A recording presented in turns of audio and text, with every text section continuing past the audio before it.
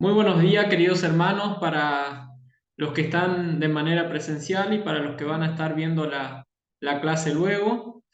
Agradecemos a Dios por este tiempo de reflexión, el cual nos permite que podamos reflexionar en esta hermosa materia como lo es la ética cristiana.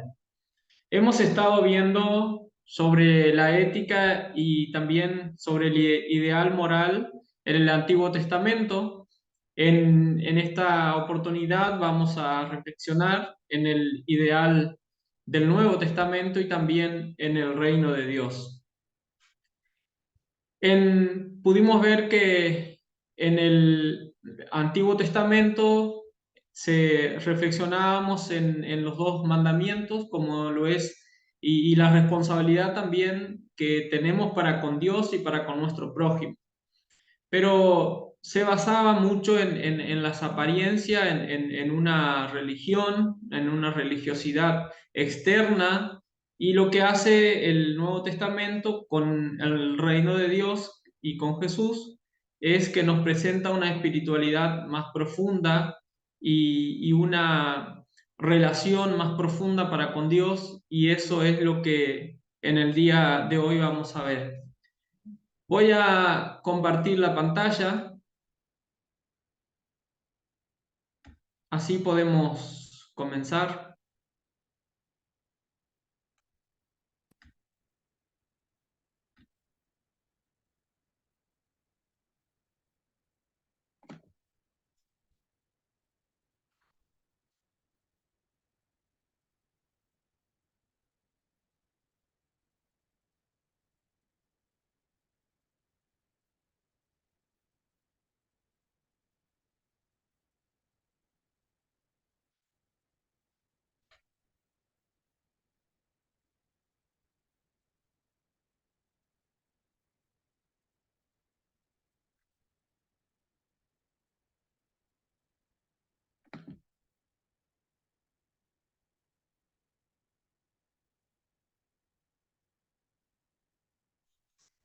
¿Ustedes están viendo?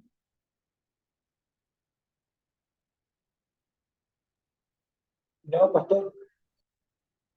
No, señor, no se ve nada. Ahora está como complicado mi computador o el Zoom está rebelde. Sí se ve Bueno, ahora. ahora ven, Sí, la señor. religión Sí como se ve. estructura es constitutivamente moral, pero como actitud moral y religión son movimientos de sentido contrario. La actitud ética es el esfuerzo activo del hombre por ser justo, por implantar la justicia. La actitud religiosa es la entrega creyente, confiada y amorosa a la gracia de Dios. Por esta razón, solo es posible hablar con propiedad de ética cristiana desde un concepto mayor que la contiene y que es a la vez su eje, el reino de Dios. Como hablaba en el principio, en el Antiguo Testamento se basaba en el esfuerzo del humano para poder alcanzar y poder cumplir con la religiosidad y con los mandamientos que el Señor había establecido.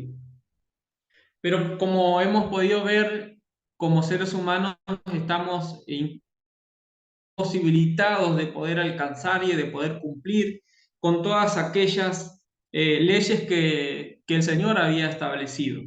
En el Antiguo Testamento, el ideal, el sumo bien para la humanidad era la ley en sí misma.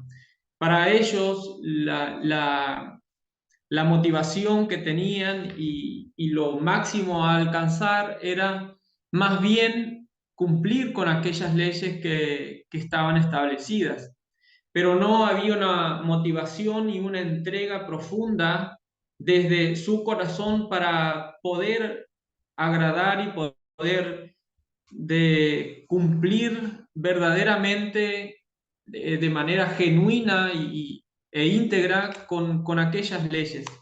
Por eso podemos ver que Jesús va más allá de esta religiosidad, de estas prácticas, y nos lleva a la reflexión y a una espiritualidad más genuina, más profunda, y que nuestra adoración o nuestra motivación a vivir bajo los preceptos de Dios sea de manera genuina y sea desde la relación para con Dios. Podemos ver que en el Antiguo Testamento los judíos se esforzaban por guardar las leyes, pero muchas veces dejaban de mirar a Dios. El sumo bien del Antiguo Testamento era la ley de Dios. En cambio, Jesús lo que hace es invitarnos a que nuestro ideal último nuestra mayor principio de adoración sea nuestro Dios. Y por medio de una espiritualidad, por medio del reino de Dios en la tierra establecido en nuestro corazón, Jesús mismo podamos vivir de acuerdo al reino de Dios, de acuerdo a las leyes que el Señor ha establecido, y que toda nuestra motivación sea el agradar, el adorar, el servir a nuestro Dios y también a nuestro prójimo. Podemos ver que los judíos en aquel tiempo no tenían, se centraban en la ley, pero le buscaban siempre la manera y la vuelta eh, para poder justificarse en cuanto a las leyes que el Señor había establecido. Siempre ponían justificativos y siempre trataban de evadir aquellas leyes que el Señor había establecido. Por ejemplo, si vamos a las leyes, por ejemplo, del día sábado, el día de reposo, habían puesto tantas cargas a este día especial y que es de tanta bendición para nuestras vidas. Ellos le habían puesto muchas cargas y habían hasta establecido que no podían caminar más de 1000 metros. Ellos buscaron la vuelta, y como no decía que navegar, por ejemplo, no estaba establecido en la ley, ellos le buscaban la vuelta y ponían ciertas recipientes sobre los burros, que eran el medio de transporte de aquel tiempo, y bueno, como iban sobre estos animales y ponían agua sobre estos burritos, de esa manera ellos evadían la ley. Y nosotros, en nuestros días, le buscamos la vuelta a un montón de situaciones, a un montón de cuestiones, y estamos también propensos a caer en esta religiosidad que no tiene mayor sentido, esta religiosidad fría y de alguna manera poco espiritual. Es por eso que Jesús va a traer consigo el reino de Dios, y nos va a, a persuadir por medio del Espíritu Santo, por medio de esa relación genuina para con Dios, y Él va a ser la motivación, y que van a ser desde adentro para afuera ese deseo de agradar y de vivir en santidad, y de practicar las enseñanzas que el Señor ha dejado para con nosotros. El concepto reino de Dios señala la soberanía divina, la relación de Dios como rey con los hombres como súbditos. La vida del cristiano gira alrededor del reino de Dios. En otras palabras, el supremo valor para el cristiano tiene su centro en Dios, no en el hombre. Aquí podemos ver que el reino de Dios va mucho más allá, y toda nuestra vida gira al, en torno a los conceptos que Dios ha establecido para la humanidad, ya sea en cuanto para nosotros mismos como para la convivencia con nuestros semejantes.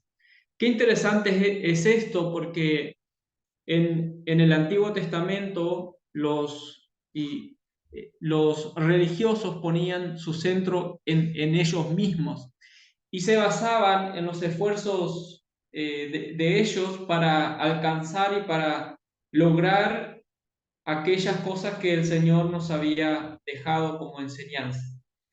Pero ahora, en este tiempo, en el reino de Dios, las cosas han cambiado porque nuestra respuesta o nuestra responsabilidad para con la sociedad, para con nuestro entorno, para con la comunidad, con la familia, para con nuestro Dios, va a nacer de una relación profunda y genuina para con Dios. Todo lo que vamos a hacer, todo lo que hagamos y todas las prácticas cristianas que vamos a desarrollar en esta nueva vida va a ser desde una profunda relación con Dios, no desde nuestros esfuerzos, no para agradar a la gente, no para agradar a cierto grupo religioso, sino que va a ser nuestro último y nuestro sumo propósito a alcanzar va a ser agradar a nuestro Dios. Y eso es lo maravilloso que hace Jesús. Eso es lo maravilloso que ha hecho la vida espiritual que Jesús nos ha establecido y nos ha dejado como guía y como enseñanza. Que no es que seamos buenos, que no es que por hacer ciertas prácticas vamos a ser buenos o vamos a ser justos o vamos a ser mejores, sino que motivado por el arrepentimiento y por la entrega total a nuestro Dios, ahí vamos a conseguir esa fuente que va a motivar todo nuestro ser para caminar en los caminos del reino de nuestro Dios. Tiene que ver también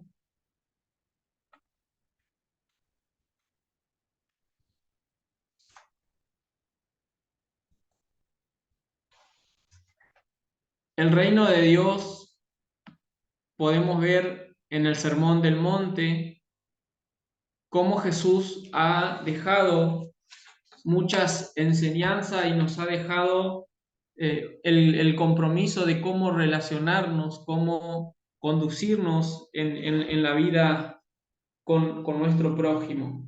Y tiene que ver también con el carácter del cristiano. Las bienaventuranzas acentúan 8 señales principales del carácter y la conducta del cristiano, especialmente en la relación con Dios y con los hombres, y la bendición divina que descansa sobre aquellos que exhiben estas señales. El Señor deja principios generales, principios en los cuales nosotros nos vamos a regir y vamos a echar mano para conducirnos por la vida. Podemos ver cómo el Señor nos deja esas enseñanzas de entrega al prójimo, de un carácter distinto al de la sociedad, al de la mayoría, sino que nos invita a tener un carácter totalmente distinto al que había establecido en el Antiguo Testamento. Tenemos que tener en cuenta la relación con Dios y con los hombres. Y Jesús dice, podemos ver en las bienaventuranzas y en todo el Sermón del Monte, cómo Jesús dice, ustedes oyeron lo que el Señor ha establecido, ustedes oyeron lo que se ha dicho, pero yo les digo, y va mucho más allá de lo que la ley nos había enseñado. Por ejemplo, cuando se dice que, por ejemplo, del adulterio, cuando dice que si hemos cometido adulterio, y Jesús dice, cualquiera que piense, cualquiera que tenga en mente el cometer el acto de adulterio, cualquiera que codicia a una mujer, ya está cometiendo adulterio. Por eso Jesús lo que está queriendo enseñarnos es que va mucho más profundo y cuáles son las motivaciones de nuestro corazón hacia la relación para con Dios y para con nuestro prójimo. También tenemos que ver en las bienaventuranzas que Jesús enfatiza en la misericordia. Bienaventurados los misericordiosos, ¿y por qué es importante la misericordia? Porque todos hemos sido tratados con misericordia. Jesús lo que nos está enseñando es que nosotros, todos los seres humanos, todos los que hemos aceptado a Jesús como Salvador, todos los cristianos, podemos decir, hemos alcanzado misericordia y hemos sido tratados con misericordia. Y esto es importante porque la religiosidad lo que hace es centrarse en las prácticas externas. Por ejemplo, cuando nosotros somos parte de una iglesia y muchos hemos podido experimentar que hay personas que dicen, bueno, te aceptan si tú predicas o si tú practicas ciertos temas, por ejemplo, el sábado, si tú aceptas el sábado como el día de reposo y aceptas otras cuestiones más, y de hecho muchas veces entramos en el juicio a otras denominaciones, y cómo podemos ver que ese es es el concepto más alto que tienen y cómo está centrada la religiosidad en ciertos puntos doctrinales, pero nos olvidamos de que nosotros todos hemos alcanzado y hemos necesitado de la misericordia de Dios. No es porque guardemos ciertos puntos doctrinales o ciertas prácticas externas, eh, somos justos para con Dios. No pasa por ahí, sino que todos, sin excepción, hemos alcanzado y hemos necesitado la misericordia de nuestro Dios para presentarnos justos delante de Dios. Qué importante es, creo que es importantísimo la misericordia, el poder experimentar ese amor con el cual el Señor nos ha tratado, esa misericordia que el Señor ha tenido para con nosotros, porque de no ser así es muy difícil que podamos eh, vivir dentro de los parámetros del reino de Dios, porque ciertos puntos doctrinales no nos hacen a la salvación, porque una que entramos en juicio hacia los demás y nos ponemos en el lugar de jueces y nos olvidamos de que nosotros también tenemos lo nuestro, que nosotros también hemos necesitado la misericordia y que nosotros no estamos y no somos más que nadie ni estamos en un peldaño más alto que los demás, sino que todos, sin excepción, hemos alcanzado y hemos necesitado la misericordia. Me llama mucho la atención el Evangelio, en el Evangelio de Mateo, en la oración modelo que Jesús hace en el Padre Nuestro, dice, perdónalos así como nosotros también perdonamos. Y muchas veces como que se puede interpretar como que es condicional o como que el perdón está condicionado a que nosotros perdonemos. Pero siempre, si lo vemos desde el punto de vista del reino de Dios, podemos ver que nosotros podremos perdonar en la medida que nosotros hemos experimentado el perdón para con Dios. Si no hemos, por eso Primera de Juan dice, si el que no ama no ha conocido a Dios, y si no amamos a nuestros hermanos, ¿cómo vamos a amar a Dios? Por eso creo que es interesante, porque cuando nosotros hemos experimentado el perdón de Dios, el amor de Dios en nuestros corazones, vamos a poder también transmitir ese amor para con otros. Es importante. Si nosotros no hemos experimentado ese amor, tampoco lo podremos compartir. Por eso Juan dice, el que no ama no ha conocido a Dios. También Jesús dice, el que mucho se le ha perdonado, mucho ama. Porque cuanto más perdón y más amor de Dios hemos recibido en nuestra vida, mucho más amor vamos a poder compartir para con los demás.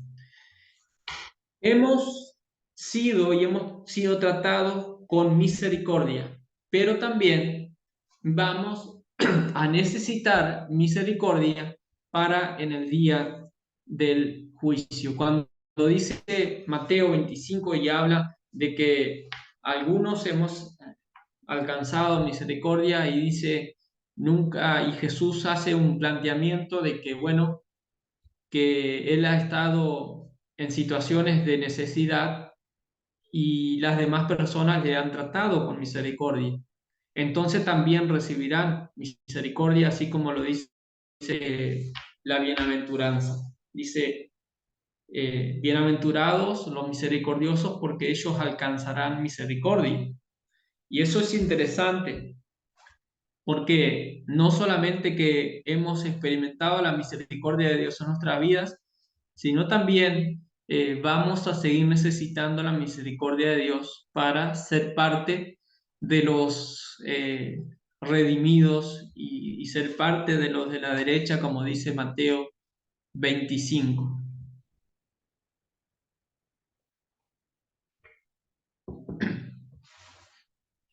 Qué importante es actuar con misericordia, hablar con misericordia, no emitir juicios, y que nuestras relaciones y que nuestro carácter haya sido y sea transformado cada día por el Espíritu de Dios y cada día podamos ser semejantes a Jesús.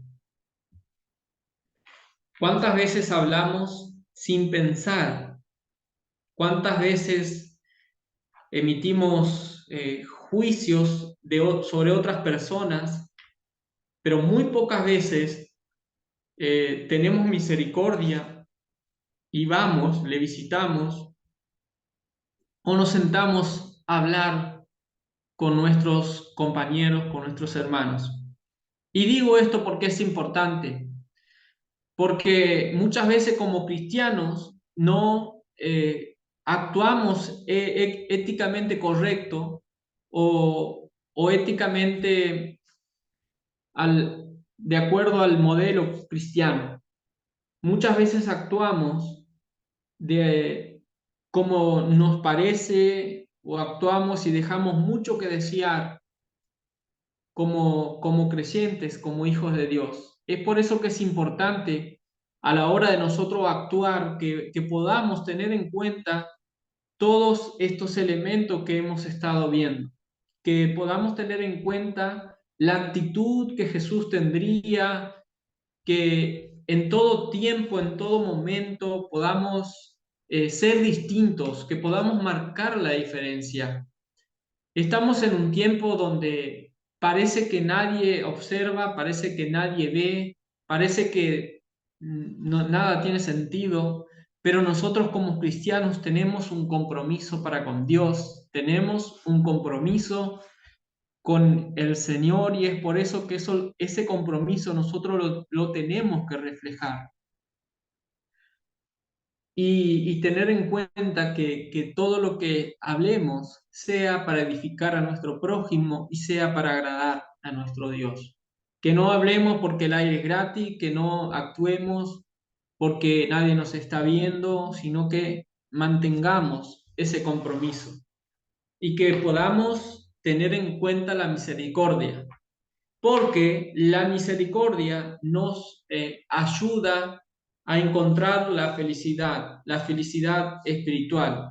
Muchos no aceptan este planteamiento del carácter del cristiano y algunos dicen que, bueno, que tenemos que ser esclavos, tenemos que permitir que nos maltraten, que nos humillen y así mismo también alcanzaremos la felicidad.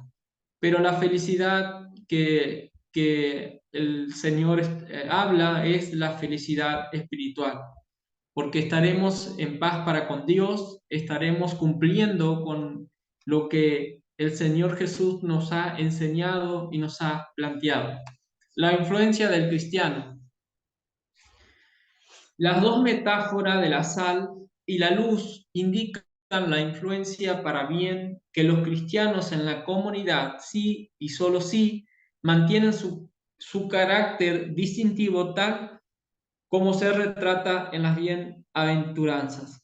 Somos la conciencia moral en el mundo. El mensaje que nosotros debemos dar no debe ser impuesto, no debemos imponer, y el mundo no está, no podemos decir que está en contra o que nos debemos apartar de la sociedad, sino que debemos convencer, debemos persuadir, debemos disipular, debemos ser la conciencia moral del mundo, debemos marcar la diferencia, debemos ser la luz y la sal que evite que el mundo se siga corrompiendo, que se siga corrompiendo, que se siga eh, descomponiendo. El mundo está en una tremenda descomposición y podemos ver la sociedad cómo va en una decadencia terrible. Y nosotros como cristianos tenemos esa influencia que el Señor nos ha confiado. Si bien el mundo tiene sus ideales, tiene sus convicciones, sus filosofías, nosotros estamos llamados no a imponer, no a establecer de manera arbitraria los métodos cristianos, sino que debemos persuadir por medio de nuestra manera de vivir, debemos convencer, debemos comprometernos y debemos ser parte también de la sociedad. No nos podemos apartar, sino que debemos trabajar para evitar que el mundo se siga corrompiendo. Podemos ver en cada lugar que nos toca andar, en cada lugar que nos toca vivir, uno de de las grandes problemáticas que la sociedad está enfrentando son los juegos de los casinos, la ludopatía, el alcoholismo, la drogadicción. Podemos ver cómo las drogas están haciendo su estrago y están corrompiendo la sociedad y están haciendo mucho daño. Y muchas veces como cristianos nos enfocamos en que nosotros no tenemos nada que ver, somos indiferentes, no tenemos la responsabilidad de involucrarnos para evitar que esto se siga propagando. Es posible que no alcancemos a hacer aquellas metas o que no alcancemos a marcar una gran diferencia, pero lo que nos toca a nosotros como hijos de Dios es mantener esa mentalidad de ser la sal y la luz del mundo, porque el mundo nos mira y nos tiene como referentes, aunque nosotros no nos demos cuenta, no lo querramos admitir, aunque nosotros nos critiquen y nos denigren y no puedan aceptar nuestras prácticas, el mundo está viendo en nosotros cómo nosotros nos conducimos. Lo que pasa es que como cristianos muchas veces dejamos mucho que desear y es por eso que al corromperse la iglesia, también el mundo se complica, ¿no? Decía un hermano, cuando la iglesia se corrompa, cuando la iglesia comience a alejarse de Dios y a hacer esa influencia moral en la sociedad, es porque estamos cerca del fin, es porque se están cumpliendo aquellas señales tan trascendentales como las que nos dejó el Señor Jesús y también el apóstol Pablo. Por eso, como cristianos y como iglesia debemos mantener un carácter, debemos mantener nuestra postura, debemos trabajar para influenciar y disipular, persuadir y transformar el lugar en el cual nos toque vivir. Podemos ver la justicia del cristiano Podemos ver que la justicia no está peleada con el amor, que el cristiano no debe estar peleado con la justicia, porque dice, ¿cuál debe ser la actitud del cristiano hacia la ley moral de Dios? Es abolida la categoría misma de la ley en la vida cristiana. ¿Cómo lo firman que ya no estamos bajo la ley? No, Jesús no había venido a abolar la ley y los profetas, dijo sino a cumplirla. Declaró que la grandeza en el reino de Dios se determinaba mediante la conformidad con la enseñanza moral de la ley y los profetas, y que la entrada en el reino era imposible sin la justicia mayor que la de los escribas y fariseos. La justicia de Dios, Jesús no vino a abolir la ley, sino vino a cumplirla. Y hoy no podemos decir que no podemos tener la ley como una guía, sino lo que Jesús está planteando es que la justicia de Dios va mucho más allá de lo que nosotros por ahí podemos hacer o podemos intentar hacer. Por ejemplo, hacer el bien sin buscar los aplausos, la motivación de cumplir nosotros con los principios cristianos o con el amor al prójimo, deben ser desde una motivación desinteresada, no para buscar aplausos o para buscar que nos feliciten, sino que nuestra misión y nuestra ayuda, nuestra entrega y todo el bien que nosotros hagamos sea para agradar a Dios y no a nosotros mismos. Estos días me compartieron una persona que fue a golpear una puerta y la persona le entregó un paquete con unas mercaderías y él le dijo, espera, pero vamos a sacar la foto y el hombre que recibe el paquete le dice, espera un poquito, cierra la puerta y se va adentro y sale nuevamente y sale bien vestido, de traje, todo. Y la otra persona que había traído el paquete estaba así nomás vestido de remera y le dice, ahora sí vamos a sacar la foto. Y la verdad que la persona se fue desilusionada porque la motivación de esta persona era poder demostrar o poder compartir que él había hecho un acto de bien con otra persona necesitada y aquella persona dice, sí, está bien, pero yo me voy a poner en el lugar de que estoy entregando la mercadería y tú te pones en el lugar de que la recibe. La entrada al reino no es por los aplausos, no es por lo que hagamos o dejemos de hacer.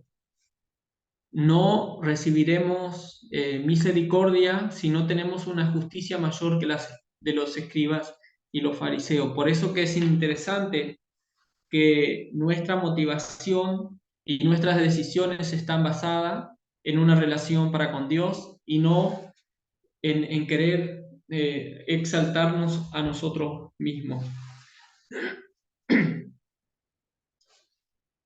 Dio 6 ilustraciones de esta mayor justicia cristiana, relacionándolo con el asesinato, el adulterio y los juramentos, la venganza y el amor. En cada antítesis oíste que fue dicho, pero yo os digo. Rechazó la tradición acomodaticia de los escribas, reafirmó la autoridad de las escrituras del Antiguo Testamento y destacó las implicaciones plenas y exactas de la ley moral. Jesús dijo, está bien, no solamente en el acto, en la práctica, no solamente es pecado cuando nosotros matamos, sino que también es pecado cuando nosotros pensamos mal de otra persona, cuando nosotros denigramos a otra persona. cuando nosotros emitimos juicios con otras personas. Podemos ver en mi zona, había una época, ahora se ha perdido un poco, pero que existía mucho racismo. Estaban los europeos y estaban los nativos y había mucho racismo de unos con otros. Y, el hablar o los pensamientos que se tenían de una raza hacia la otra eran muy denigrantes, muy destructivos. Nosotros muchas veces con las palabras, con nuestros pensamientos, matamos a otras personas. Nuestras palabras destruyen, nuestras palabras hacen daño. Y no solamente se da en el acto del hacer la palabra, es porque lo veníamos pensando, es porque tenemos un concepto erróneo de la otra persona o de nuestro prójimo. Y es por eso que Jesús plantea esto, no es el acto en sí de lo que uno lleva adelante, sino que es el pensamiento, lo que nosotros pensamos, cuáles son nuestras intenciones, cuáles son nuestras motivaciones a- al nosotros emitir una palabra, por ejemplo. Por eso, como cristianos, tenemos que tener en cuenta que no solamente es pecado el hecho de matar, por eso muchas veces creemos que matar solamente es pecado, que cometer adulterio solamente es pecado, que el mentir, el, el- el acto de mentir o el robar, por ejemplo. Y Jesús lo que está diciendo es que tenemos que revisar bien nuestros pensamientos, porque el codiciarse también es pecado, el codiciar a una mujer, el codiciar otra cosa, Jesús lo plantea como pecado. ¿Y por qué se relaciona mucho con lo que hablamos hoy de la felicidad espiritual y de la misericordia? Porque el ser humano cuando está pensando en adquirir o desea algo que no tiene, desea algo del otro, desea algo que no puede tener en su posesión, está sufriendo, no está siendo feliz, no está siendo pleno, no está siendo completo, no está completo, sino que está en su corazón desea y necesita algo. Por eso Jesús lo que está queriendo decir es que podamos ser plenos y completos y felices en el ámbito espiritual desde una relación con Él. Que en la relación para con Él podemos tener la plenitud y podemos estar bien en relación con la ley de Dios, con la ley moral de Dios. Que cuando nosotros hablemos o digamos que siempre nuestra motivación sea y nuestras intenciones sean buenas. Porque muchas veces en broma decimos decimos cosas a otras personas que para nosotros puede ser una broma, pero que a la otra persona le puede afectar muchísimo y le puede hacer mucho daño. Por eso lo que Jesús nos enseña y que nosotros debemos practicar cuando nosotros nos relacionemos con otras personas, siempre tengamos buenas intenciones, siempre tengamos cuidado en lo que vamos a decir, en lo que vamos a pensar, en lo que vamos a desear, en lo que vamos también a sentir.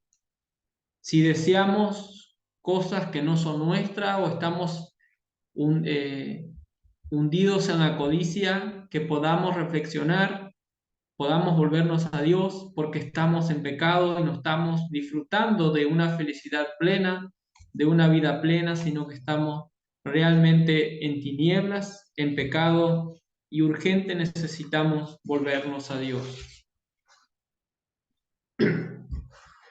La piedad también, la piedad es una de las características que el cristiano debe tener.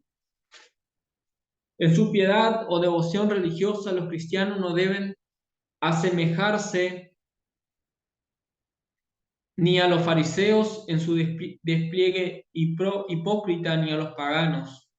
En su formalismo mecánico, la piedad cristiana debe distinguirse sobre todo por su realidad, por la sinceridad de los hijos de Dios que viven en la presencia de su Padre Celestial. La piedad del cristiano no debe ser una piedad como la que tenían los fariseos por compromiso, por interés. No debe ser una piedad que aparenta, una piedad aparentada, una piedad de apariencias, sino que debemos ser cristianos piadosos. Tampoco podemos compararnos con los paganos, podemos compararnos con el mundo, porque la piedad que los cristianos deben tener debe ser una piedad genuina. La piedad tiene que ver con la benevolencia, tiene que ver con el tratar, con el temor, con la reverencia a Dios, tiene que ver con esa total relación y respeto hacia Dios y hacia nuestro prójimo, que es a imagen y semejanza de Dios.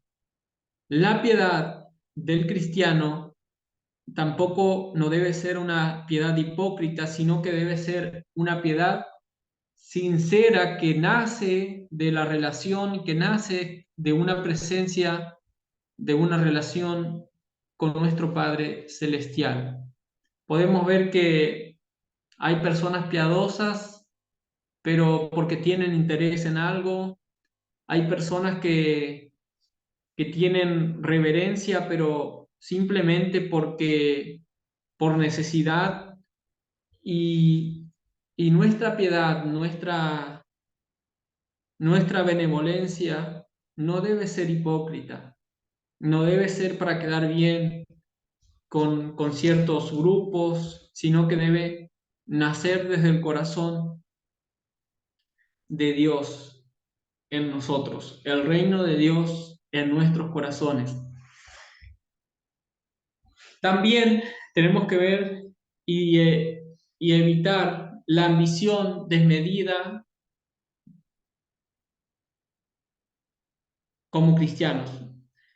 Deben evitar esto. Esto puede tomar tanto forma religiosa como secular. Así que debemos distinguirnos de los no cristianos, no solo en nuestras devociones, sino también en nuestras aspiraciones o ambiciones.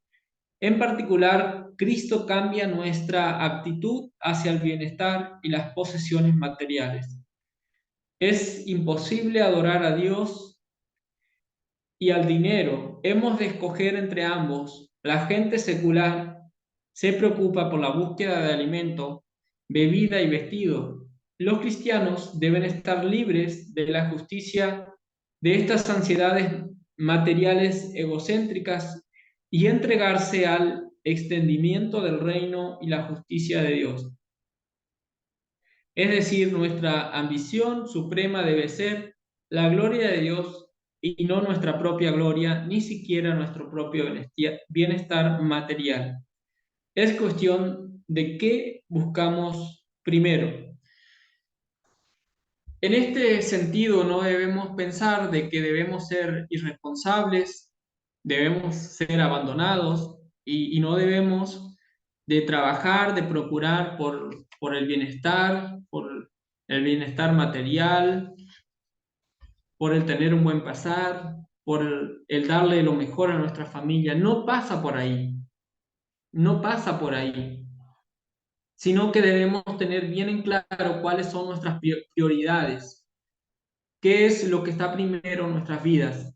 ¿Por qué digo esto? Porque en Mateo capítulo 6, verso 33 dice que busquemos primeramente el reino de Dios y su justicia, y todas las demás cosas vendrán por añadidura.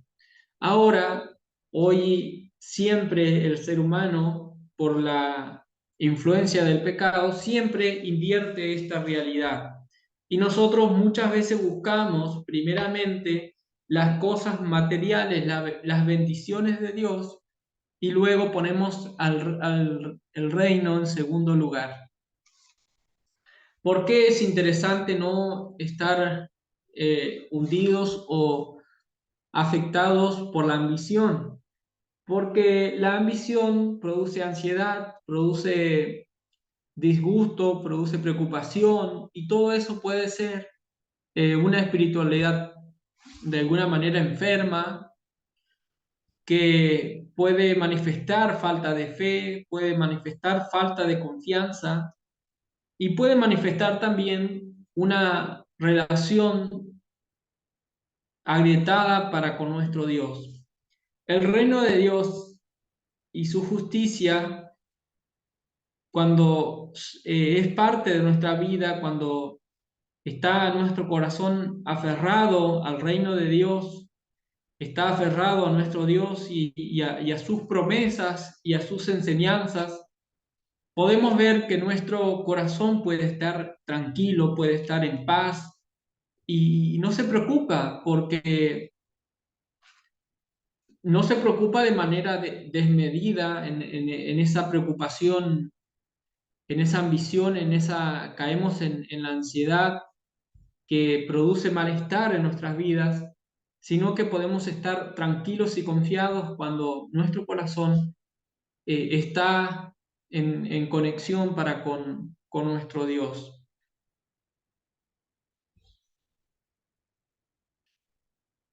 Muchas veces invertimos y vamos a Dios y practicamos las cosas de Dios y somos creyentes y estamos todo el tiempo ocupados para con Dios, pero muchas veces están invertidas nuestras motivaciones y buscamos primeramente las cosas que el Señor ha prometido añadir a nuestra vida, y ponemos en segundo lugar el reino de Dios y su justicia.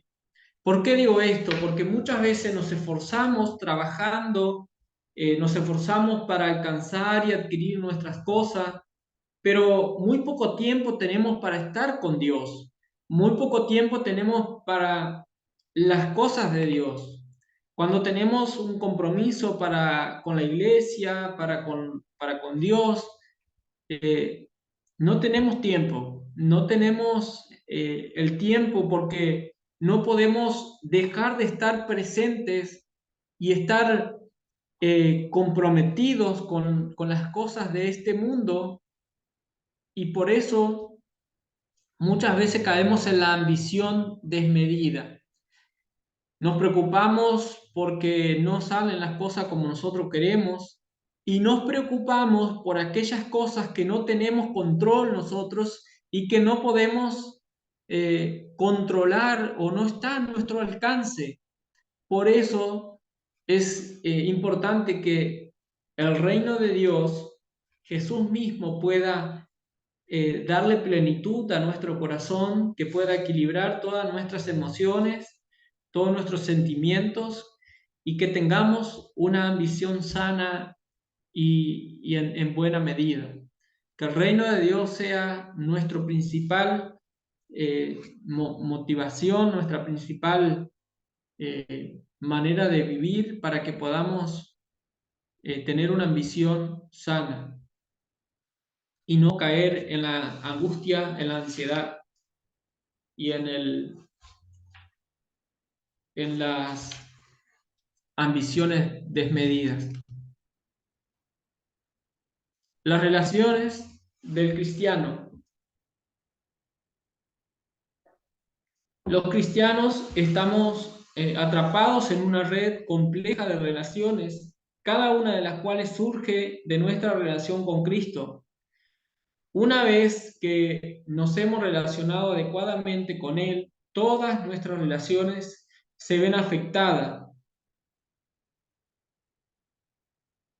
se crean relaciones nuevas, las relaciones antiguas cambian, de modo que no debemos juzgar a nuestro hermano sin servirlo.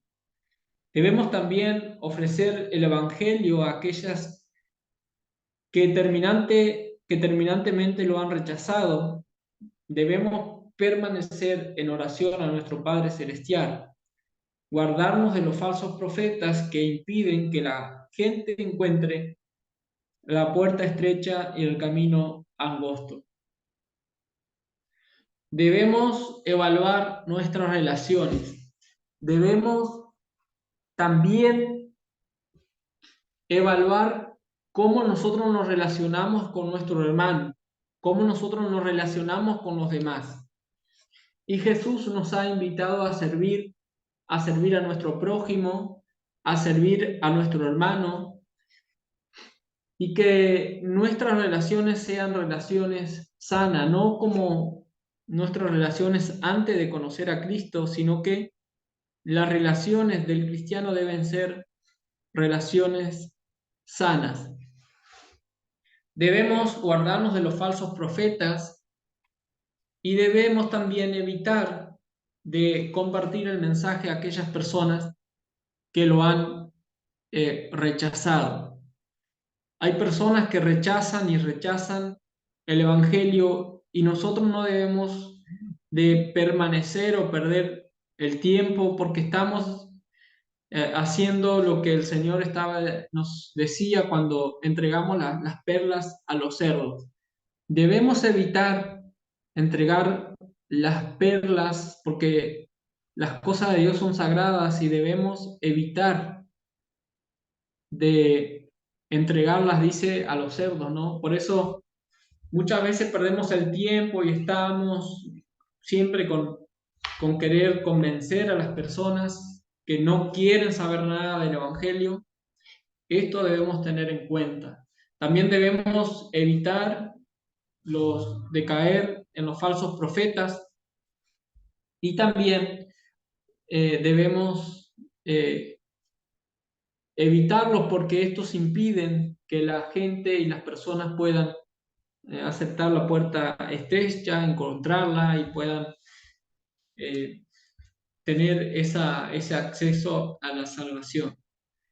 Estamos en una red compleja y muchas veces confundimos el amor con la justicia y ahí son relaciones complicadas. Por eso debemos relacionarnos adecuadamente y que nuestras relaciones sean relaciones sanas, nuevas y guiadas por Cristo, guiadas por su Espíritu Santo dentro de los parámetros del reino de Dios. El asunto planteado por todo el sermón del monte concierne a la autoridad del predicador. No basta llamarlo Señor y escuchar su enseñanza. La cuestión básica es si hay coherencia entre nuestra actitud y lo que decidimos y si actuamos en base a lo que oímos. De esta entrega depende nuestro distinto destino eterno. Solo el hombre que obedece a Cristo como Señor es sabio. No estamos hablando de que si lo que Jesús dijo es cierto o no es cierto, sino que debe haber una entrega nuestra al mensaje que el Señor ha establecido, que nos lo ha defendido con su propia vida, que su enseñanza no debemos de ponerla o de cuestionarla, sino que nuestra vida debe aceptar, debe estar entregada a Cristo, a sus enseñanzas, y que debe haber una entrega genuina. No es que si me gusta, que si me cae bien, que si me conviene, no es hacer lo que yo quiero, no es ir en pos de mis deseos, sino que debe haber una entrega genuina a nuestro Dios. Los principios de Dios son eternos, no son pasajeros, sino que son sabios, son eternos, y la entrega genuina de nuestro corazón a Dios es algo que nos hace sabios. Nos hace sabios, nos hace distintos, nos hace diferentes, y eso es necesario para nosotros en este tiempo. ¿Por qué debe haber una entrega genuina? Porque muchas veces queremos que la iglesia, que los pastores, que nuestros hermanos estén de acuerdo a como nosotros pensamos, que se conduzcan como nosotros querramos, y no hay una entrega genuina, sino más bien hay una comodidad enfermiza que nos motiva a vivir y a autodenominarnos cristianos. Pero lo que el Señor plantea en todo el sermón es que Él es la autoridad máxima y que Él es la motivación última que nos motiva a vivir en pos de su enseñanza y de su evangelio.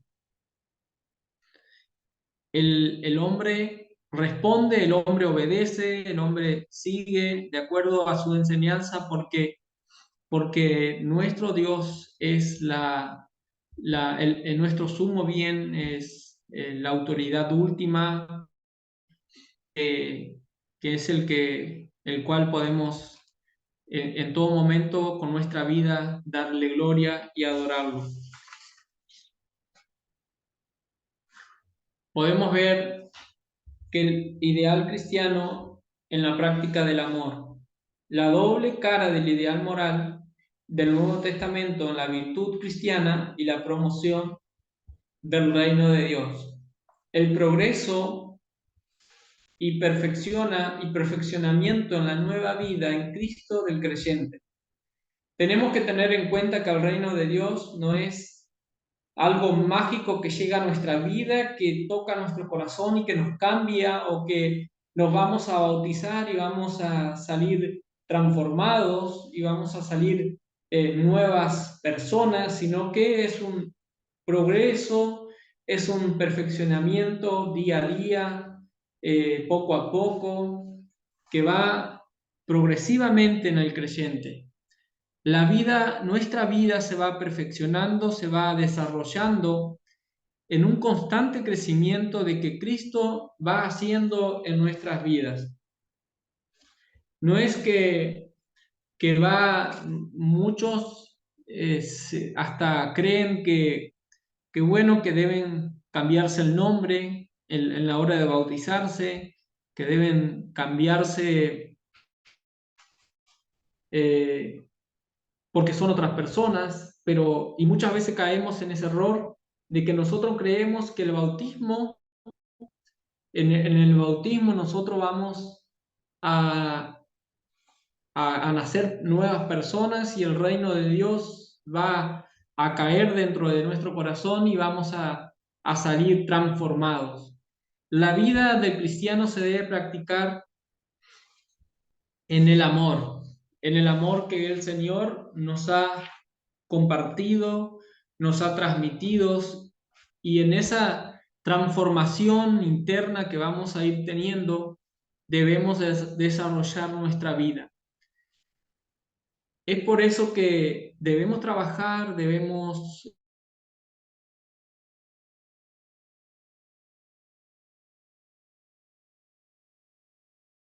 en la gracia de Cristo, debemos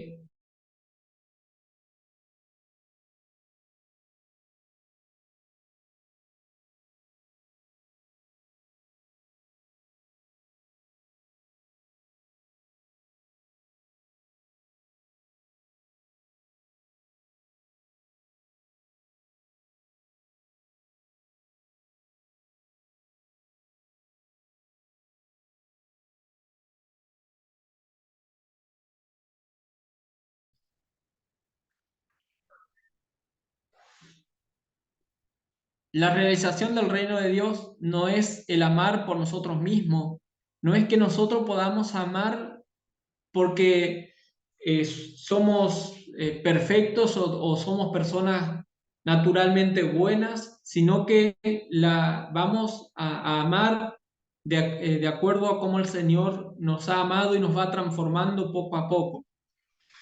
Porque no debemos de olvidar que estamos y somos parte de una naturaleza caída. No es amar como nosotros amamos, amamos a nuestros seres, a nuestros hijos, a nuestros cónyuges, a nuestras madres, pero no amamos a las personas extranjeras, no amamos a las personas que están en situación de calle, no amamos a los que están presos, no los amamos como realmente Dios quiere y como realmente Dios nos ha amado a nosotros.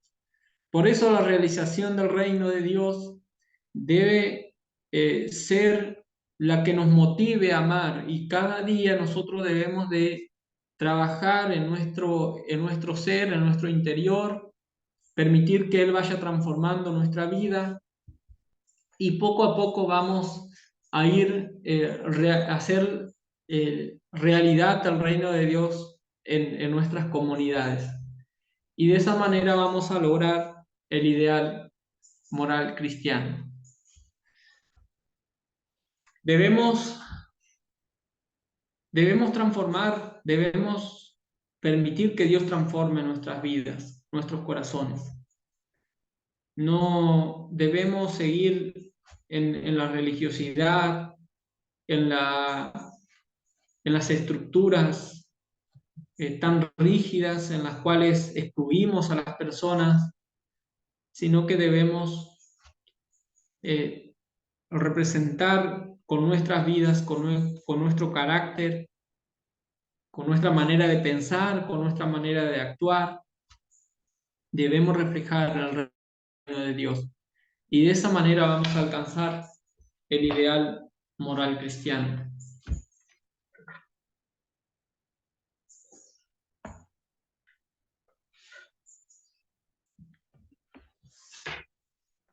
Quiero compartir con ustedes un texto que se encuentra en Judas, capítulo, es un solo capítulo, verso 20 y verso 21.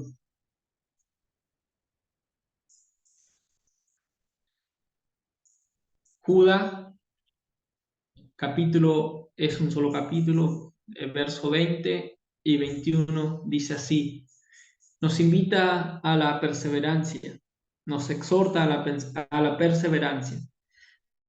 Dice, ustedes en cambio, queridos hermanos, manténganse en el amor de Dios, edificándose sobre la base de su santísima fe y orando en el Espíritu Santo, mientras esperan que nuestro Señor Jesucristo en su misericordia les conceda vida eterna.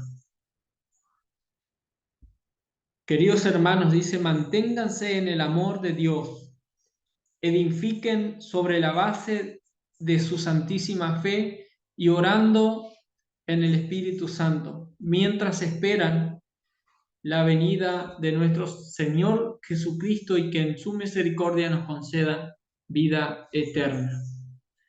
Hermanos, el ser cristianos por compromiso, por tradición, porque nos hace bien ir al culto, porque nos sentimos bien, porque nos tratan bien, es una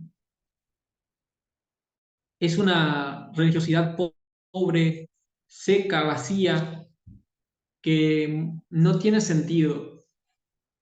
Debemos de experimentar y vivir una espiritualidad genuina, que el reino de Dios sea una realidad en nuestras vidas, en nuestros corazones, que podamos vivir y experimentar esa fe genuina, y que el amor y la práctica del amor sea motivada por la fe que tenemos en nuestro Señor Jesucristo. No es el amor el que nos da fe o el que nos lleva o produce fe en nosotros. Es la fe la que produce el amor, la que nos acerca a la persona del reino de Dios, que es Jesucristo, la que nos lleva y nos acerca por medio del Espíritu Santo a este ser sobrenatural, a este ser perfecto, que quien va a edificar cada día nuestra vida, nuestro corazón, quien nos va a mantener en el amor. Hoy en día estamos preocupados por un montón de cosas, porque la iglesia no es como antes, porque ahora no se hace esto, no se hace aquello, no hacen como yo quiero que hagan las cosas. Ahora nos están dando, no son los cultos como eran antes, las personas no son cristianas o creyentes como yo quiero que sean y como eran antes. Debemos de permitir que Dios transforme nuestro corazón, nuestra manera de pensar, y que podamos alcanzar misericordia y que podamos también experimentar el reino de Dios en nuestros corazones. Y de esa manera vamos a tener como resultado una moralidad cristiana genuina. Vamos a vivir de acuerdo a los parámetros, a los principios del reino. Edifiquémonos en las bases de la fe en Jesucristo, en el reino de Dios, que vivamos y que nuestra vida se desarrolle en torno a eso, en torno a Cristo, en torno a su enseñanza, en torno a su carácter, en torno a su ideal, en torno al reino de Dios. Y eso va a tener como resultado que podamos progresar y perfeccionarnos en la vida cristiana, que Cristo se va a ir perfeccionando en nuestros corazones. Mientras esperamos,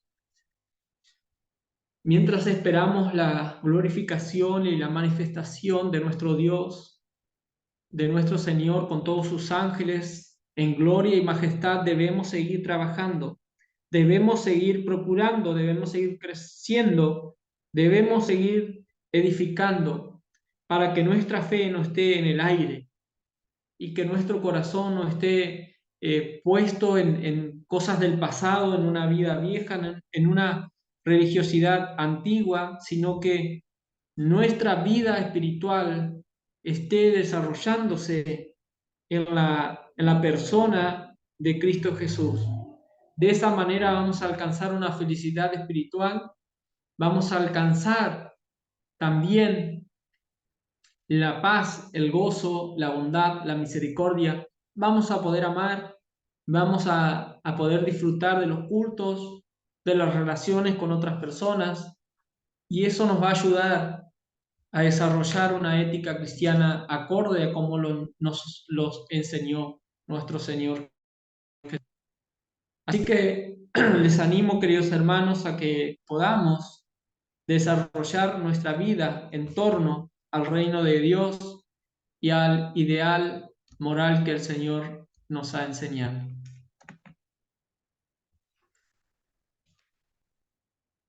Mi computador está lento, no responde.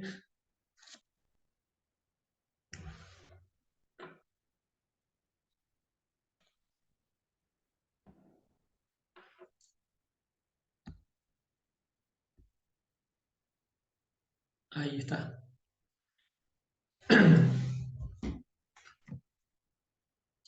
Ahí está.